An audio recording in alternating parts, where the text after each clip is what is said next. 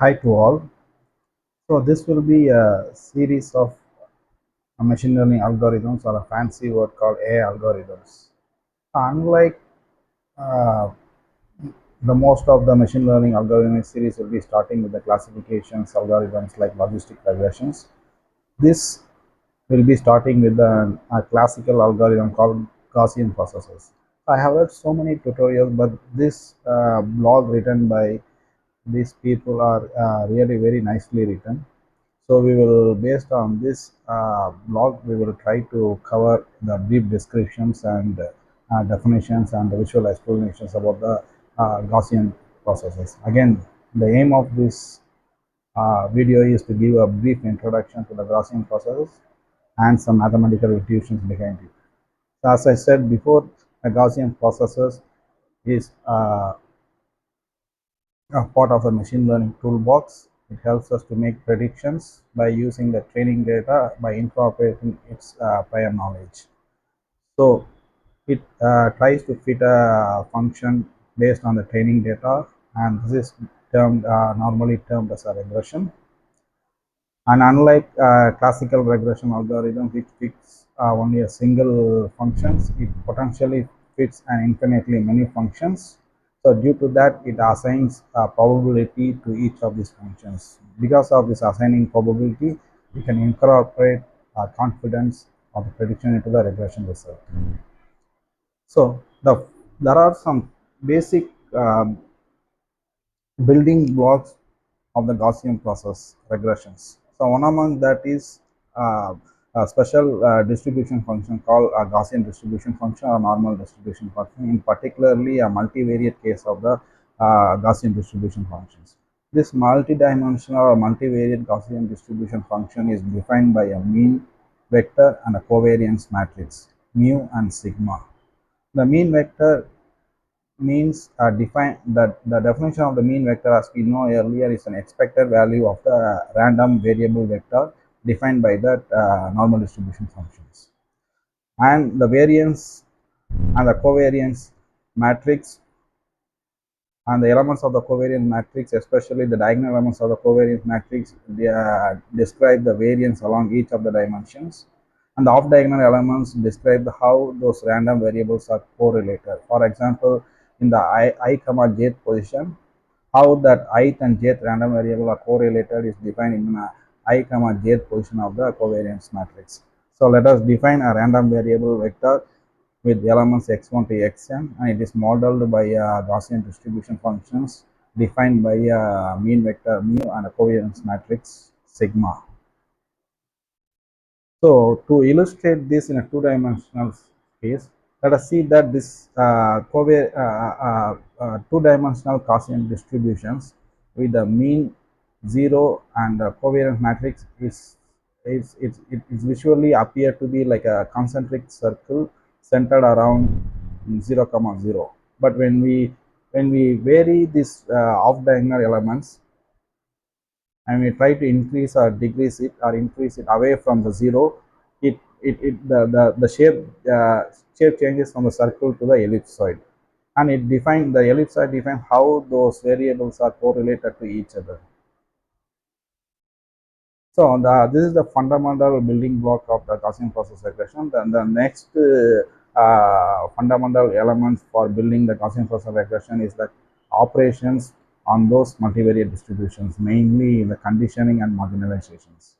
This marginalization and conditioning are the main operations we make on the multivariate Gaussian distribution functions, and they are defined to be closed under conditioning and marginalization. What does this mean? Means once we does this operation, the resultant distributions from that original distribution will be also a Gaussian distribution functions. So let us consider a Gaussian distribution function of a set of two random variable vectors x and y, and they are modeled by a mean and covariance matrix defined in this equations. And what does mean by marginalization is marginalization means that we try to extract the information of a particular random variable from this joint distribution function. For example, we try to model the distribution of the x alone, defined by mu x and sigma xx, and also a marginal distribution of y is also defined by mu y and sigma yy. So what does this really mean is in a two-dimensional sense. We wanted to extract the probability distribution of x, integrating all among the possible outcomes along the rest of the dimensions. In this two dimension, the dimensions will be along the y alone. So using the probability theorems, these joint distributions can be defined by as a conditional distribution. So we try to integrate as a dependent variable on y along the y direction. So the resultant will be the y independent variable will be termed out, and this conditional distributions become the marginal distribution for x alone. Similarly, the conditioning also similar, like we try to extract particular distributions, making a condition on the rest of the other variables. For example, we try to extract the information along the x, making a condition on the particular value of y. Similarly, we can extract the information of y, fixing the condition on the x value. It is something similar to kind of a Bayesian infinite, which we will be seeing in the next part of the series. So this newly mean and covariance matrix have special properties, like the mean depends only upon the conditions variable, and the covariance is independent of that variable. Let us have these two operations, namely marginalization and conditioning on a two-dimensional case. So what does this mean by is when we have when this is a two-dimensional Gaussian distribution functions. So what does this mean? The marginalization is visualization on the left, and the conditioning is visualization on the right. So what does this mean is when we try to integrate along the x directions, and we get distributions of the y similar to the one what is described in the left side. Similarly, when we make a condition like a particular value of x like 1.2, and we try to obtain the condition distribution for y, it is similar like cutting through that original distribution on the particular value of x. So now we come back to the what does the definition of the Gaussian process. So the fundamental of, as I said earlier, the fundamental of Gaussian process is to make a regression problem. And for that, we introduce certain building blocks like multivariate Gaussian distributions and operations on the multivariate Gaussian distributions, especially marginalization and conditionings. So let's go back to the fundamentals of the basics of the Gaussian processor. So it is something try to make a regression on the based on the training data. It means that we are interested to predict a value of the functions on a given set of test points. Let the given set of test points may be like n can be 10, 20 or something. So for that n test points, what we Gaussian process regression does is it tries to make an n-dimensional multivariate Gaussian distribution functions. It tries to first build the multivariate Gaussian distribution function, and the dimension of that multivariate Gaussian distribution is equal to the number of test points.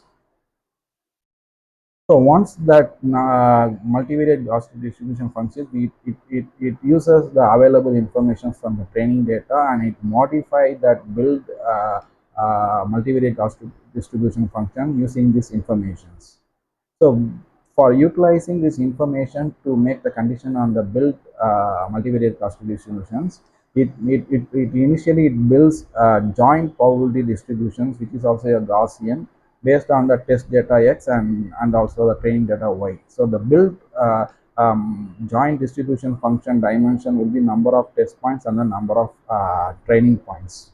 So once this joint probability distribution is built, then we will be conditioning using the training data, and we will update that earlierly formulated n-dimensional multivariate Gaussian distribution functions.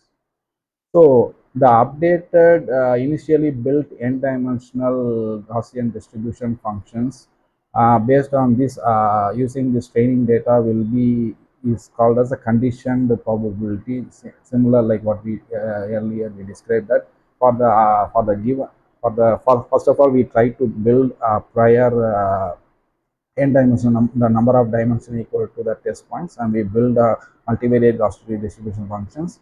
Then we build separately a joint probability distribution function based on the test and training points, and using those training point, we condition on this using utilizing the training point, and we'll update that originally formulated distribution functions equal to the number of test points.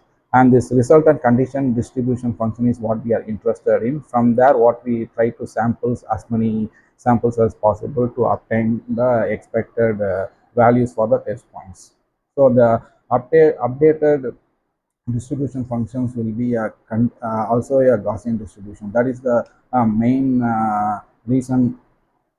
So we are interested on these operations. So this updated information is, as I said earlier, it's a Gaussian distribution function which will be defined by the mean vector and the covariance matrix. So on the mean vector, building a mean vector is straightforward. We can try to obtain mean values of the train points. But how about the covariance matrix? How do we build the covariance matrix? The covariance matrix is first initially built upon using a function called covariance function, which is also termed as a kernel of the Gaussian process. So once we try to identify a covariance functions, and for the given test points, for example, we are given n test points, we build an n-dimensional mean vector. For initially, we can have a mean vector to be a zero mean vector of dimension n, and we build a 10 cross 10 covariance matrix based upon the chosen covariance function or the kernel functions. So once we build this function, we can draw as many samples as possible to to determine the function values at the fixed test points.